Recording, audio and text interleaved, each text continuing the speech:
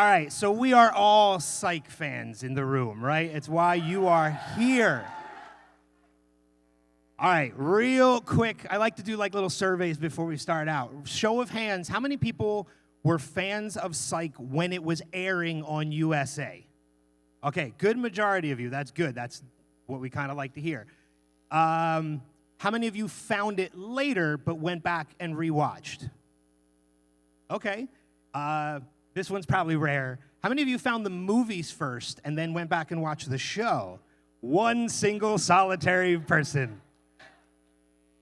But it doesn't matter how you found it, right? It's the fact that you found it and you went back and you watched. So, ladies and gentlemen, I have had the pleasure of sharing the stage with a couple of these gentlemen already before, but I want to bring them out for you guys so that you guys can meet them. There's microphones in the audience, so if you have questions, feel free to line up. We'll get to them as we progress through. But ladies and gentlemen, I want you to make the biggest noise possible for my guests. Ladies and gentlemen, please welcome Kurt Fuller.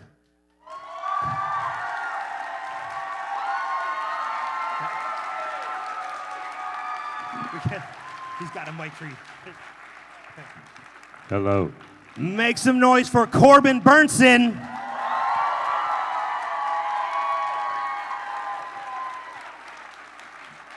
And keep it going for Timothy Omundson.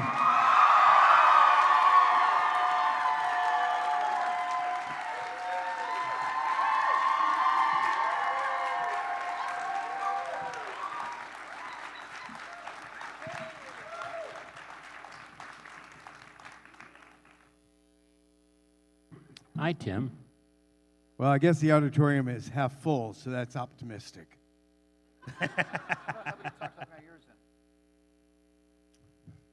All right, Tim. Tick tock, tick. No, take your time, please. Take your time. Tick tock, tick. I mean, we can keep like, how has it been in Rhode Island so far since you guys have been here? What do you mean we just killed got that here. person we Oh, did killed? you? You don't Okay, want me all to right. talk about it? Well, I've seen all the sights. no, It was we a haven't seen beautiful anything. drive. I drove here from New York this Okay, morning. all Yeah, right. it was beautiful. Yeah. Anybody from New York? I- Wait, so nobody has seen Psych, from what I could hear? Yeah, And not nobody's one been to single New person York. in this audience Yeah. has seen Is the it, wait, show. watch this reaction. Has anybody been to Rhode Island? It's still only half the people. But we were back there, and You're here. whoever was said, who discovered Psych and then we watched it? Nothing. Nothing. Who first watched the movie? Nothing. Nobody. 2 people. Oh, raise your Oh, that's why. That's So- why, because you couldn't You see? hear audience reaction. You did, That's it was why just you the can't raising of assume. your verbally hands. let us know if you've ever seen Psych. You raised- There we go. Okay. Are we starting? Sorry, my ears weren't working until just now. But gentlemen, I know you just said you just got here, but thank you for coming to the show. Kurt and Tim, it's wonderful to share the stage with you. Kurt, it was great. We talked a little baseball backstage before we came out here, which was just absolutely great. So I hope you guys have a good weekend. Is your... I think I'm good. Okay, perfect. I'm going to open it up to the guests at some point when we go through, but you know, it's been a number of years since the show has ended, but it's long forgotten, clearly by the audience participation and not the hand raising that I did. What do you think, after all this time, it still makes the show not just memorable, but rewatchable, too? Family. Kind of Yeah. family. I mean, you know, whether it was Sean and I, or Gus and Sean, or the family of Psych overall. I mean, it's kind of what we're just missing right now. And I can't tell you how many people say, our whole family watched it. Right. Because it's something that parents can watch with their kids, and you know, it's sort of a shared. It's our family and the family watching, and there's just some sort of kismet that works really well. I think that extends also from the families that are watching in their living room. I always get that people say, it looks like were you guys having as much fun as it looks like you did? In fact, we were having as much fun as it looked like we were. And I think people watch the show and they see the love we have for each other, and that just translates into their lives. And that's why I think it's so rewatchable. Yeah. Yeah. I would categorically say, and all of us have done a ton of things, And I keep thinking back, that was probably, fun is such an overrated word. It was just the most cohesive, warm group of friends getting together and acting. And I think that's what came through, must have come through on the screen. I mean, I would think in the audience, how many times of all the jobs you've had in your life, how many of them felt like, oh boy, that was a really great job. I really love that. Well, that's the same thing in show business, really. And Psych was one of those really great jobs, and those are the ones you don't ever want them to end, and the ones that you wish you could do it again.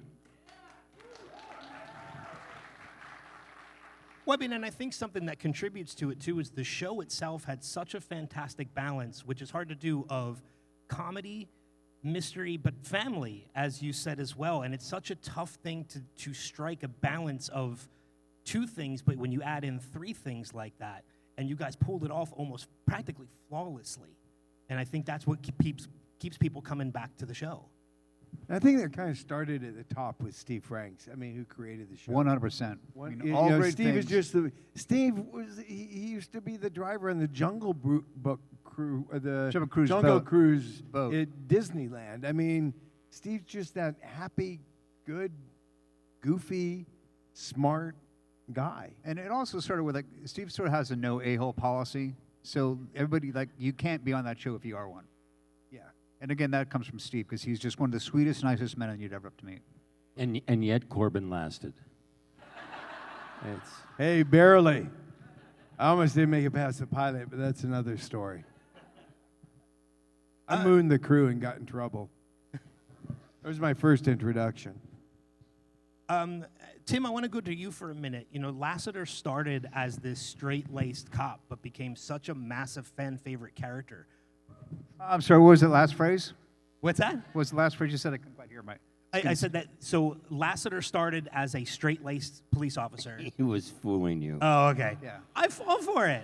I was trying to go for... hear it twice. Oh, I'm just still wanted to hear it waiting. twice. Oh, I get the... Sorry. Yeah, it's the fan-favorite part you wanted to hear again, right? Oh, is that what it was? Was that what it was? Yeah. Yeah. Okay. Well, I am... Well, color me embarrassed and delighted. Where do you think it was kind of in the series of the show that clicked that Lassiter became that more than just that straight-laced but lovable character at the same time?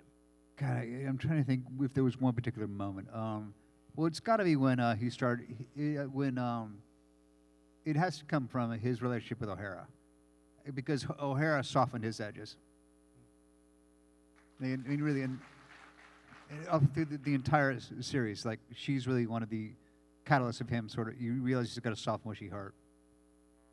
Yeah, I mean, when you get that partnership of a character like that too, yeah, that can change the dynamic, and we see it consistently. But I think, you know, Lassiter and O'Hara is like one of the prime examples of how the softening of the heart kind of aspect of it. So you mean the greatest cop duo on yes, all greatest cop duo of all time. I mean, the Starsky and Hutch of the 2000s. Do you think, I mean, when you talk about greatest cop duos of all time, would Henry and Sean qualify for that? As what? As like a cop duo. Yeah, Sean might think so. Okay. I don't know if Henry would, you know. Well, but I guess they are. I mean, he taught him everything. Yeah. Right? Yeah. But they aren't actively, well, they did work together a little bit. Yeah.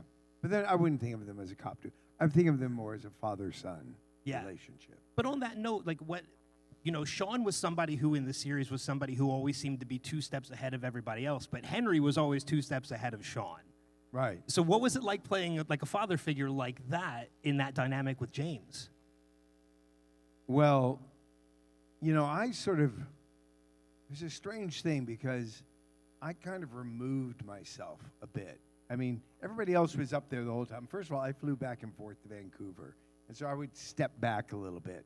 And I sort of observed everything from the outside. In fact, I'm saying this is kind of truthful. There's moments I didn't feel like I was part of the group because I was sort of away, and then I'd come back. And that's kind of how I felt with Sean. You know, that I was there, I was his father, and it was working, and then I had nothing to do with him. And, but I did for years. It was many, many years. I felt like everybody's getting along. Well, first of all, you guys would all go out and drink and go to places together. I don't know what I have no recollection of that, Senator. Yeah. Yeah, the place across the street from the hotel. You mean Joey's? Joey's, yeah. That's when we were too tired to go out of the hotel. I mean, it was straight to the lobby, Gerard's. That's all I would do is hear about all these guys all hanging out. I'd get up there and nobody would invite me to do anything. So, yeah. That's not true. Yeah, poor Henry. You weren't a big drinker. Well, I'm not a big drinker, no. But I do like to have fun. Well, and we liked having you have fun. It was, Sean. I don't know. What was the question again? Cop duos. Cop duos. Cop duos. No. Would Henry and Sean work as a cop duo? No. But there was a brief moment, there was a discussion, or maybe it was in my brain, I'm not sure, but I would love to do like Henry's school of teaching cops to be cops. You know, Spin-off. I was just gonna maybe like a Psych spin-off, Henry's yeah. school of copography. I think that is the actual word, copography. Copography. I'd watch that show. Huh? I'd watch that show. That would be good. That's actually a great idea. All Henry is trying to do is create another Sean, and he can't do it. You know, That's a and great they have to idea. bring Sean in to show them how to be Sean. And there's all these imitation Sean Gus cops. It's not happening, Corbin, so you can Not stop. happening? No. I'm trying. I'm pitching, man. I'm pitching away here. And does Steve listen to these? Does Steve Franks listen to these? No. We can send no. it to him. We We can can send it to him to pitch the idea, yeah. Okay, Steve, just write a guy who uses a stick and has an arm that doesn't work, okay? And maybe has an awesome beard. Speaking of beards, look at this silver fox bearded panel.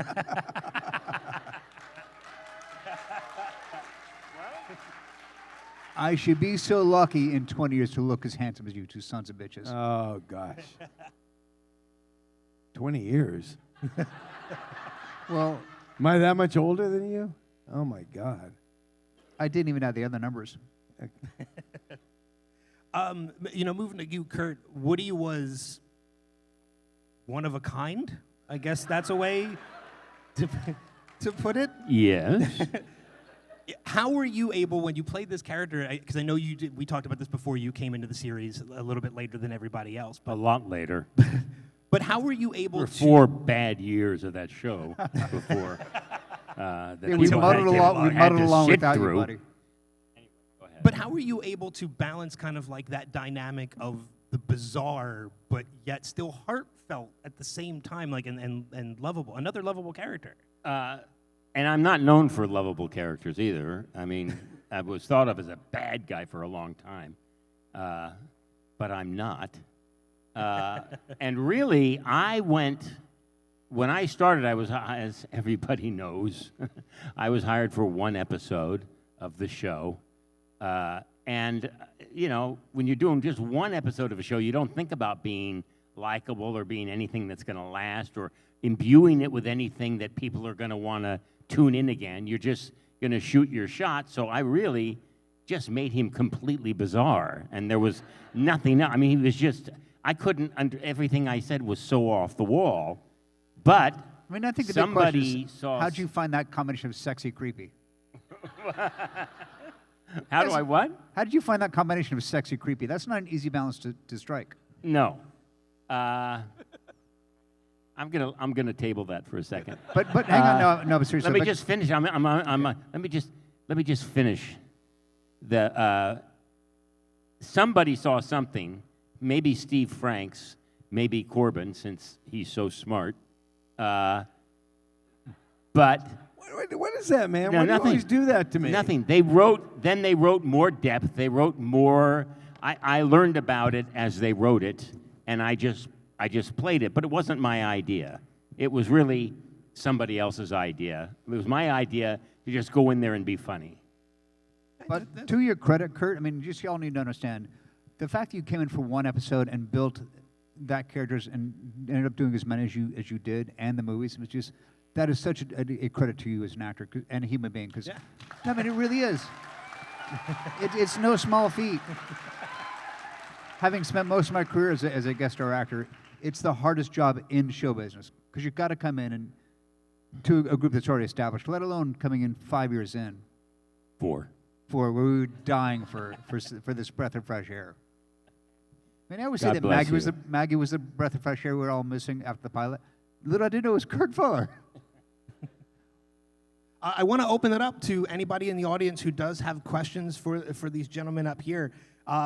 So right before we go to the questions as well, after so many years of the show ending, what was it like diving back into the movies and returning to this world? I always find it's a bit strange because there's a lot of time between doing what you do and coming back to it. But I think for me, you're a little bit hesitant because it's you're worried that you're going to try to do an imitation of what you did.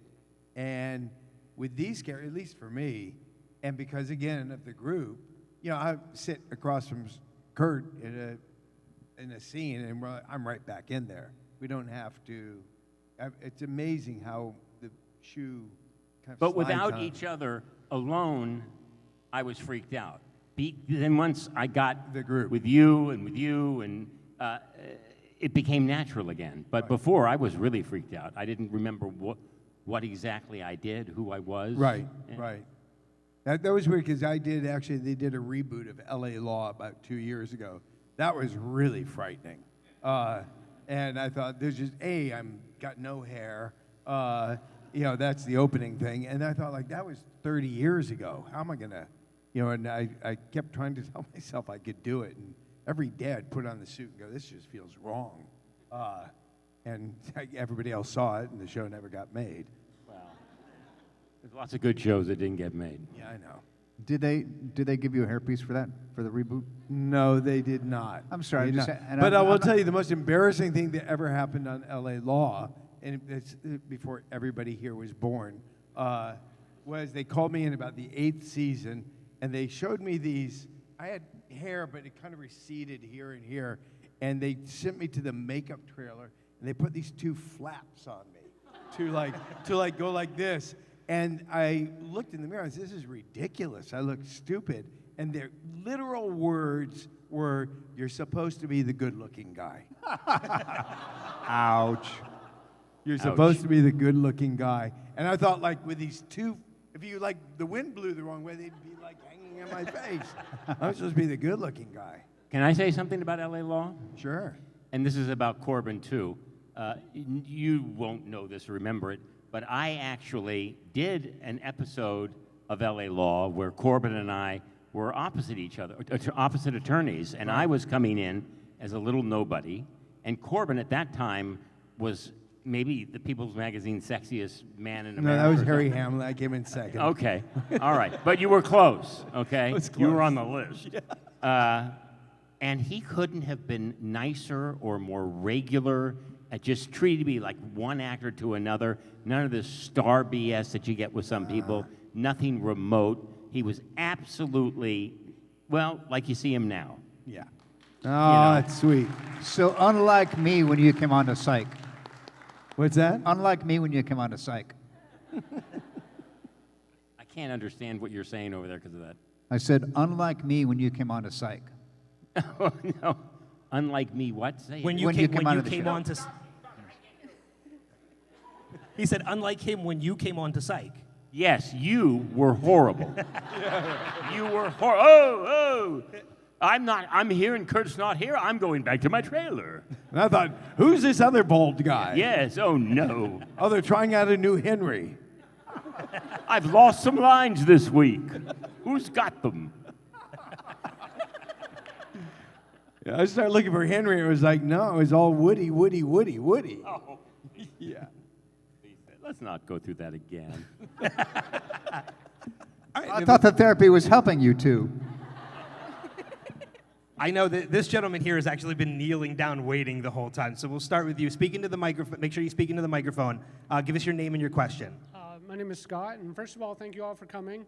To steal a line from Kurt from a different franchise, everyone in this room made time for two-bit publicity hounds like you and your friends. Because it's very echoey and we're old and our ears don't work. Yeah. Okay. Can you say it one more time? But speak into... Yep. To steal a line from Kurt from a different franchise, everyone in this room made time for two-bit publicity hounds like you and your friends. That's from Ghostbusters too. Well, Yes. you're very welcome. Thank you. My question is, can you tell us about an episode that took forever to get through because you were just cracking up so much? Is that a question to me? I think For it's for all of everybody. you. I think it's for all of you. Yep. Yeah, you two go. You need something Yeah, to say. Tim, why Well, don't you I was usually the one laughing. I was usually the one busting up. So, which is pretty much we'd say every scene I ever did with Kurt because I couldn't keep a straight face around this song I was done. Not that I was that funny, but for some reason, Tim, when he looks at me, starts laughing. Okay, and it may not be for a reason that I'm going to be happy with, Okay. but he just get in that morgue and start giggling, and before I even spoke. You are the tickler of my fancy bone. But that's, I mean, that's just an interesting question because everybody goes, did you guys have fun and crack up? I didn't really when we do the police scenes and all that. But when we were in the morgue and you did your stuff, that was actually funny. That was, I mean, the rest Shockingly was funny. Shockingly funny because it was again, it's my world. It's that absurd stuff that you do so well. That's the only place I would really on set laugh. I mean, it was all funny. It was cute, and Gus and Sean going at each other. But when you do your thing, man, that was... But what I will say, and this was a scene that really surprised me, and I was like worried that the censors wouldn't let us do it, was when I caught you in the morgue looking, and I said, "Oh, you come down here to comb their hair too," and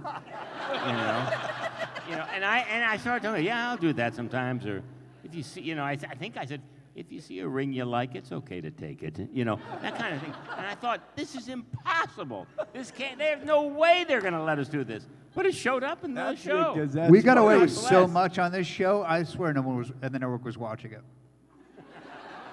No, there were so many lines where we're living like, how on earth did this pass? I know. It's amazing that they God, did. you could actually do like a sick Quincy.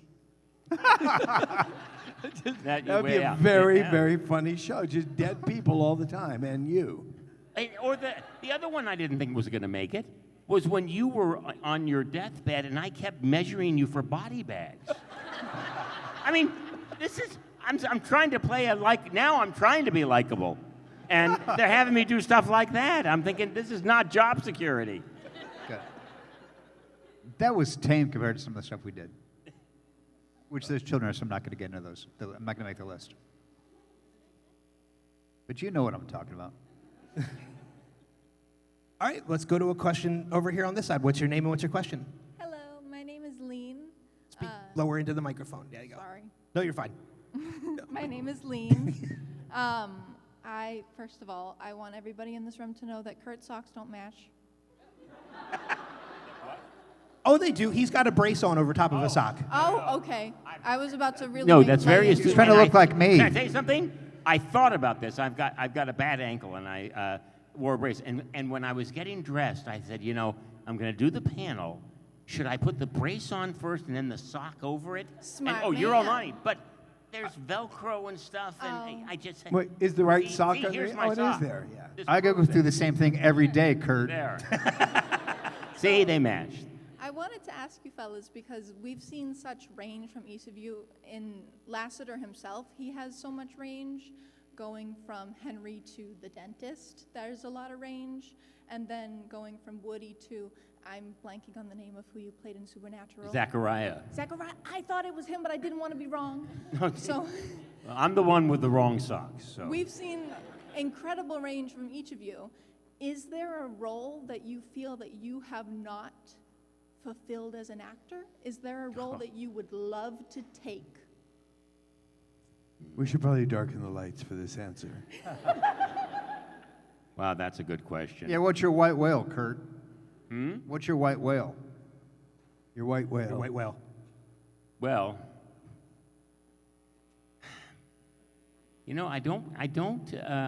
I understand the white whale reference, okay? It's from Moby Dick. Thank you. So Somebody. so I don't look like don't know what I'm talking about. My white whale, I've been asked that before, and it's sort of a type of character I never play, and that sort of the loving, a really truly good person. Not one who's good but this, or wants to be good but that. An actual good person, who are the most boring people to play, really. But I've never done it. Wait, what about your character on Evil? By the way, have y'all seen Evil? Yeah. I mean, But he's a good person. For anybody who's seen Evil, I was the most incompetent psychologist. All I did was overprescribe medication. In fact, Mike Coulter is here for Evil and Luke Cage, I think. He's the only person I didn't over-medicate in that whole show. And they'd all go crazy, and I'd go, oh, well, let me give you this. And then, so anyway, thank you. Thank what you. do you want to do? You go. I think, this is weird, I've never done, just for the experience of what we do, to do like an action movie. I mean, be the guy, have to like sweat it up, go to the gym for a year before the movie starts, get in that kind of shape, just to see what that is, and see if I could do an action star that is human. Don't you think, though, those are the most boring jobs? Yeah. You never but if say the anything. franchise- You just run around. They get the right angle. I'm just saying, I just think it would be, I would like to try one of these kind of, I guess they're not blue screen movie. It's something a little, no, you know what? It'd be more like Bourne Identity. More that kind of action than doing Rambo. I could see you playing a spy. Spy? That'd be the bad spy. I'd be the guy who they are after. I wouldn't, Yeah. I like to do Shakespeare. There we go. We'll go with that. I've never done Shakespeare. Have you done Shakespeare? No. Not in these No, days. not now. Not my lord. I do have a Lear in me. I know I do. Okay, now, is there a role, a Shakespearean role? Lear. I was going to say Lear. Maybe. What about you, Tim? Is there a Shakespeare you'd like to do? Have you done Shakespeare? I did a lot of Shakespeare in college, yeah. Oh, you did? I would love another shot at Iago, actually. At what? At Iago. I did Iago in my senior really? college, which I was too young for, but I'd really love another shot at it. Maybe now. the three of us should do Shakespeare. It's just not tonight. Shakespeare at Luna Park. Providence Players. Providence Play. All right, let's go to another audience question No, over let's go here. for What's your name? Hi, I'm Jessica, and my daughter and I binged Psych over COVID. So it was a family show for us. Then we'd call my husband and my son in, oh my gosh, you gotta see this part or this episode, rewind it for you. But I have many questions. I'll try to narrow it down. My first is about the musical. Did you guys enjoy the musical? Is that something that y'all ever saw yourself doing? I didn't do it. Remember? Henry does it. Here's the secret. I can share all my secrets because I'm never going to write a book. I don't sing. I can't sing Happy Birthday. Although, on a few cameos I've tried, people do cameos, they try Happy. I can't sing. And I said to Steve Franks, I don't sing. I think Henry's one line is, I don't sing. Yeah. No, the answer is I'd never want to see another musical in my life. Although I'd like to play Fagin in Oliver. Well, I could talk my way through it. I'll answer for Tim. He enjoyed the musical Oh, because yeah. he can sing. No, more than enjoyed, I loved the musical. Because actually, I hadn't done a musical since high school, and Psych the musical is really the thing that reminded me how much I loved music and how much I missed it being a part of my life. Which then led to me, right after the musical, I was like, my New Year's resolution that year was, I want music to be a bigger part of my life, and I want singing back, and which led right into doing Gallivant. So it all, that was shameless. That was a shameless plug for Gallivant. But it was absolutely the musical that led to that. And Kurt, I know your answer, so I'll let you go. I do have a song. Often it's the opposite. Okay? Yeah. Okay, listen to the difference in applause between Gallivant and Often It's the Opposite. Nothing except for. I got fired from. There used to be a company called Long John Silver. I love this story. Okay, and there were 4 construction workers who we came in. She goes, "Can I help you?" And we go, "We'd like some batter fried fish, batter fried fish." Well, those 4 construction workers in the middle of the day became 3 construction workers. Because I couldn't even sing the batter fried fish song. So often it's the opposite was sung. I think it took about 10 hours, a syllable at a time. And, they put it together and it was really well choreographed. And that's why it worked. But if I never do another musical, it will be too soon. For everyone involved. Thank you. But yes, so one of my favorite lines in the history of Psych is, "How do you sleep, macaque?" I know. It's You nailed whatever you needed to nail. It doesn't matter. I know, but I had no idea what it meant really. To the cab driver, I think. He is. Yeah, he's the cab driver. Yeah. Now you have to go back and listen to the song. Because there's a lyric about him, your wife's lover being I believe a cab driver from. Cartoon. There you go, cartoon. See, they know. Yeah. Why are we even here? Thank you. All right, we have a little less than 5 minutes, so let's try. I know. What? But let's see if maybe we can kind of speed through the last couple questions that are out there. I just we'll go over started on my. What's going on, years. guys? Hey. One of my favorite episodes is Last Night, Gus. You guys are great in there.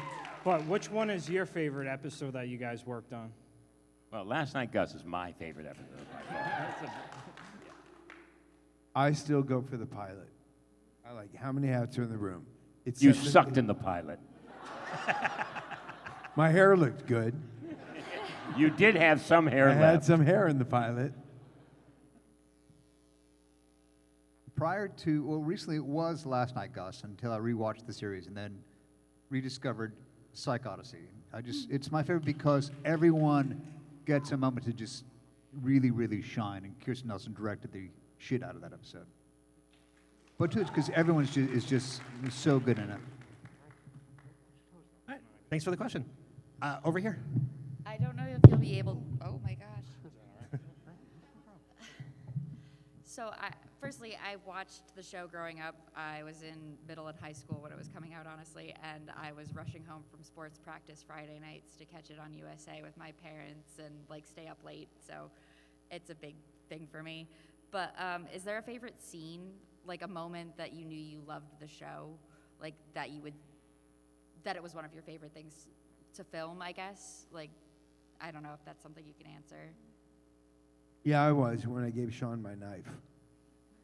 That's for me. That was because for me. I go back. I say the pilot because the show for me was most of it was about my relationship with Sean. I mean, that was the heart of my character with him and my place in the show.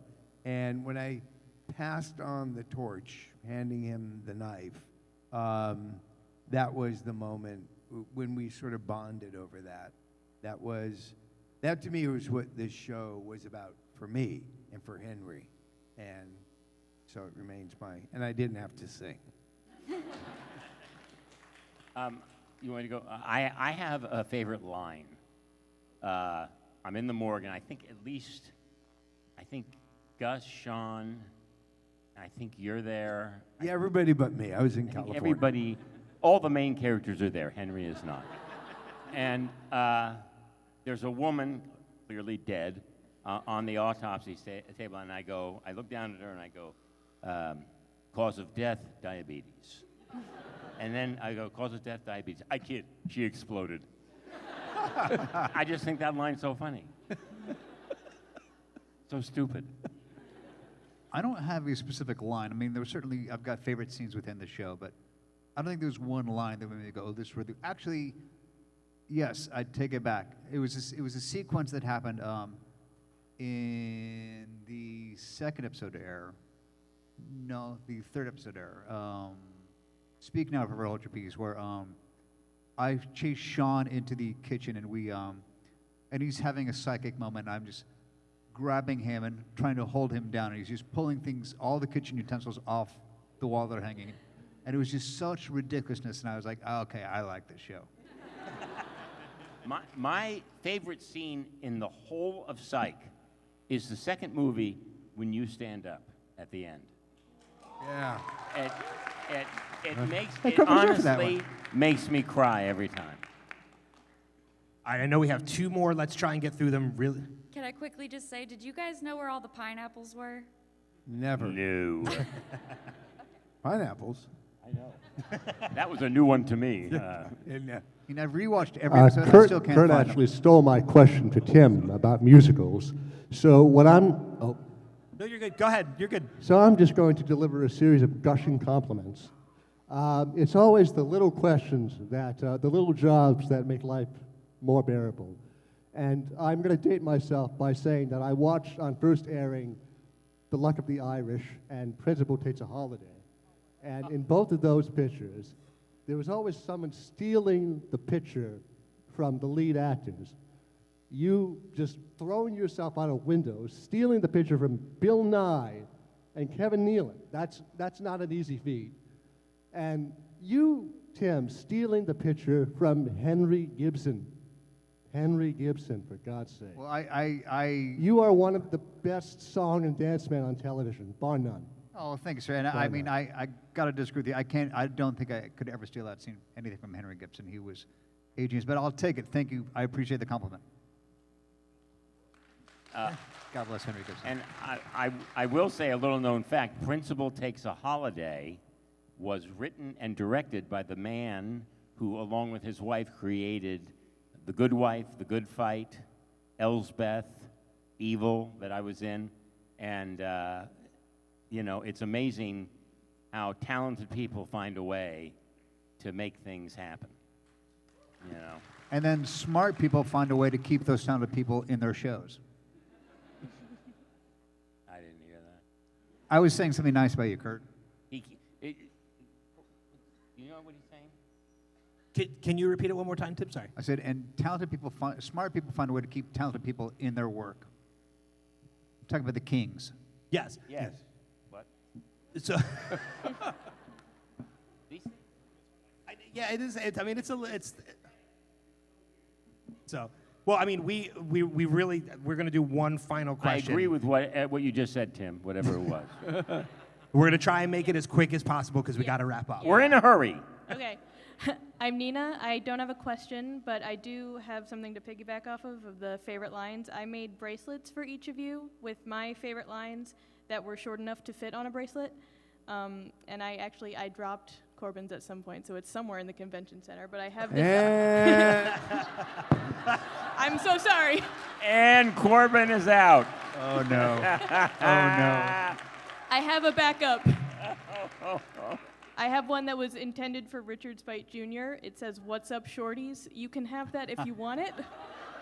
That's a very Corbin line. Yeah. Yeah. Give the man his dignity. Yes. Ah. It fell out of my pocket. I'd love mine if you have it. Yes, it says, "Calm down, Peaches." Oh, Best line thank you. ever. I can't wait, Corbin. Yes. And then Tim says, says, "Calm down, "We don't Peaches." have balls." All right, while she's bringing them up, ladies and gentlemen, thank you again for joining me for this.